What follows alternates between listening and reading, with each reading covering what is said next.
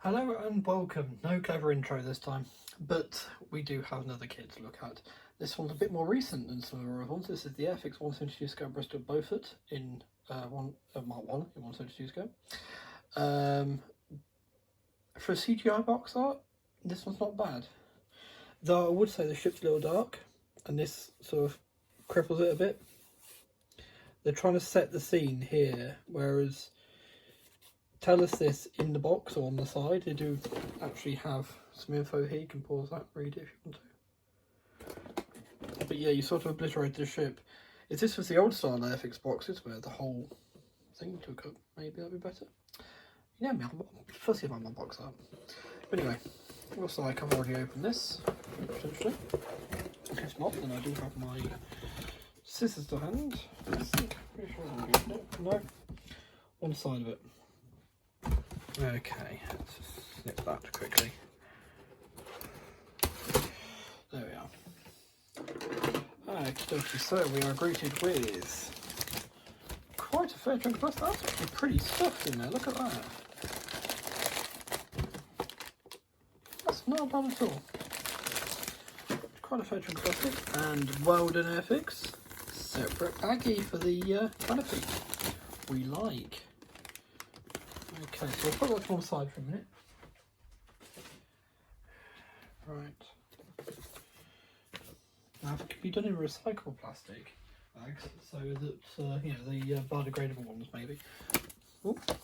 Then we'll be complaining that they don't last. Can't win, but yes. So you want to pause that? There's your history.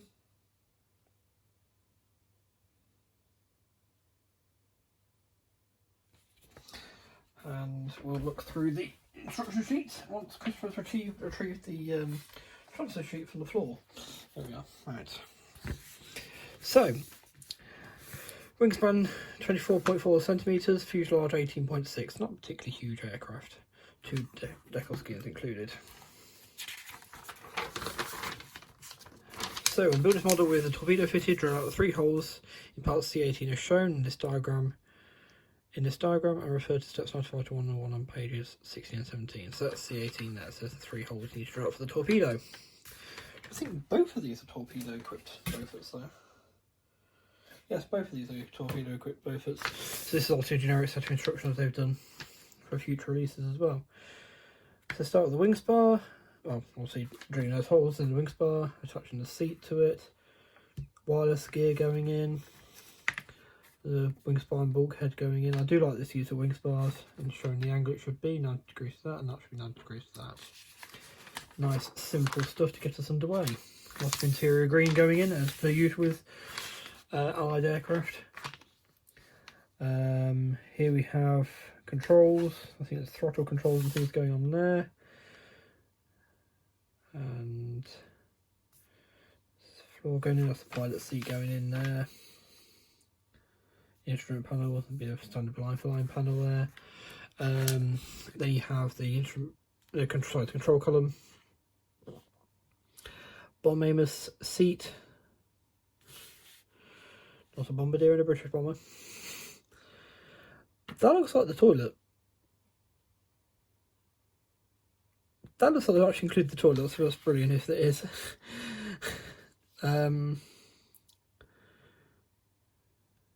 Machine gun, nice Lewis gun there. You can so fit part D16 this step, and then referred. So I like this fact it's actually telling you to think about what you're doing ahead of time. That's good. The little reminders, because it's something easily forgotten. You go blow, you know. Got to the end of that, but yeah.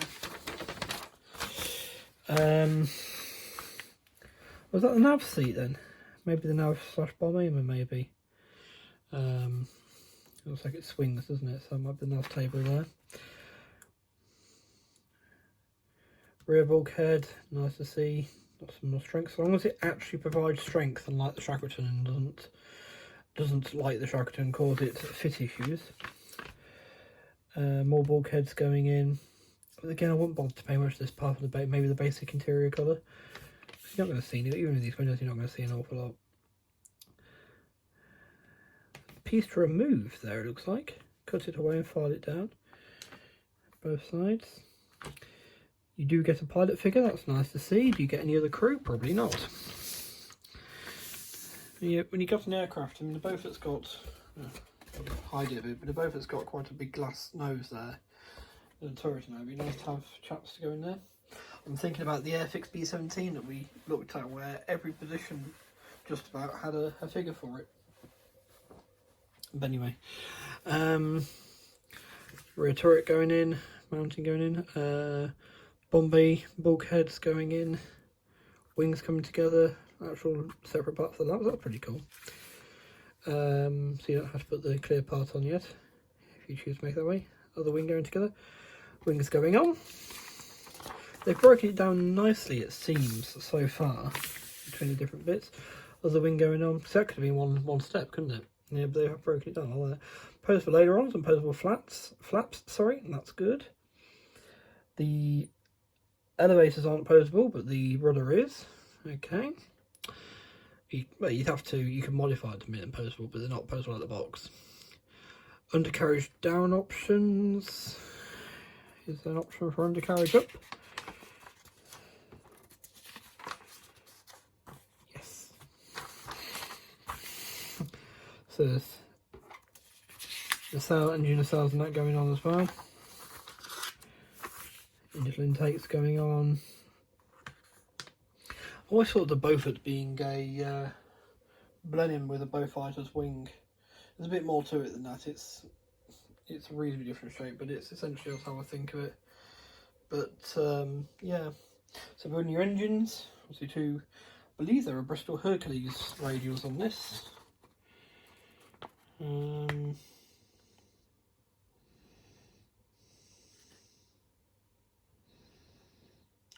actually tell you.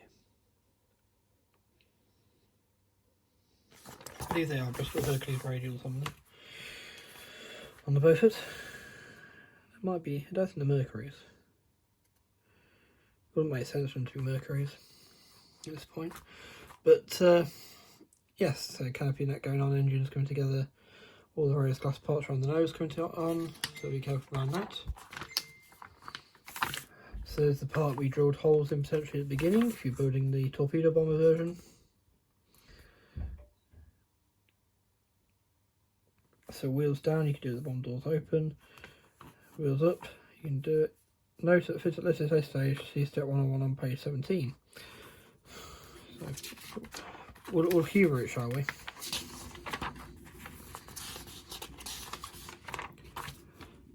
So we're humoring, turn to page 17. So we don't cut the doors from part 17, discard the middle part, highlighted in green.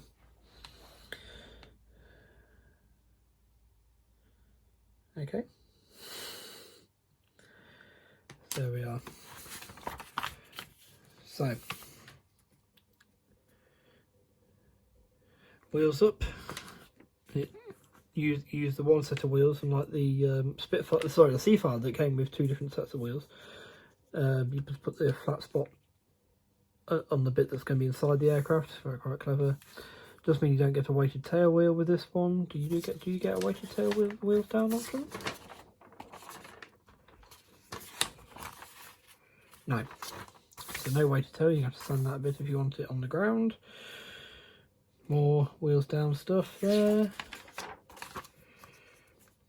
Probably will do this one. Might do this one in flight. Depends what stands I can get for it. So undercut doors open. Like it shows the angle of the aircraft meant to be sitting.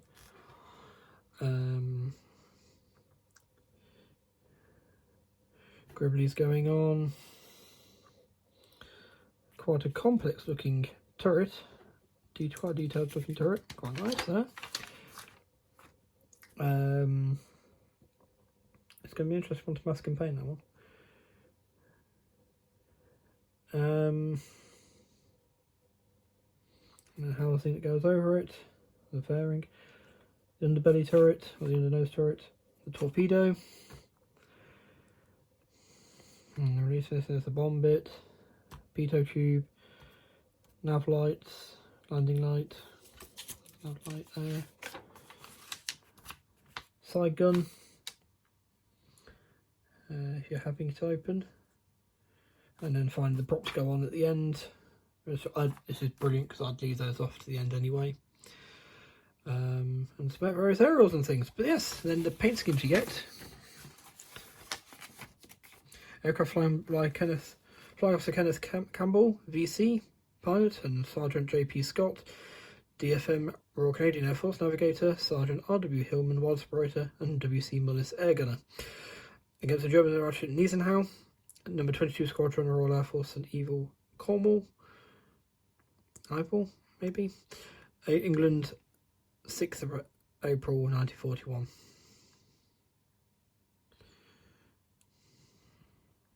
So that's the standard dark earth, dark green, and sky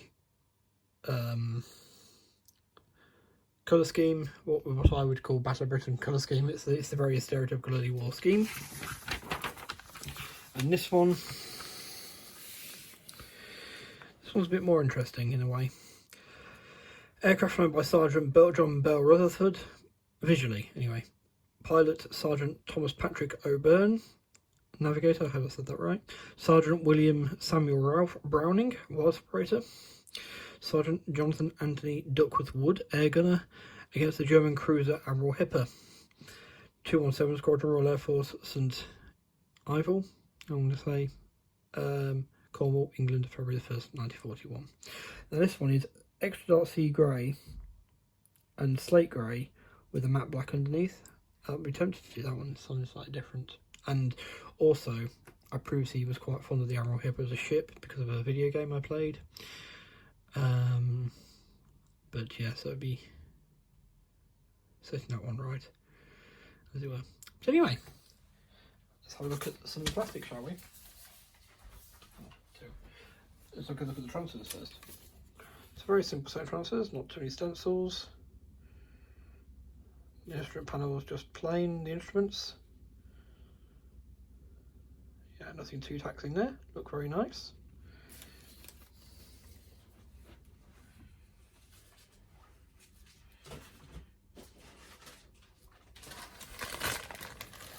Right, just for you lot, I'm going to actually go open this bag.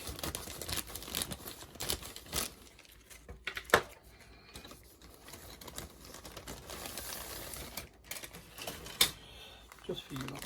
Right. So there's our transparencies. Fair few of them. I'll put the window under there. So this will be the bit you drill the holes in, and that's the bomb doors. So hopefully, is it marked out at all? Yes, it's marked out. 1, 2, there's a third one there. Where you need to drill, that's good. Yeah, looks good. Looks good. I've seen some really nicely built examples of this. Here's your one crew member.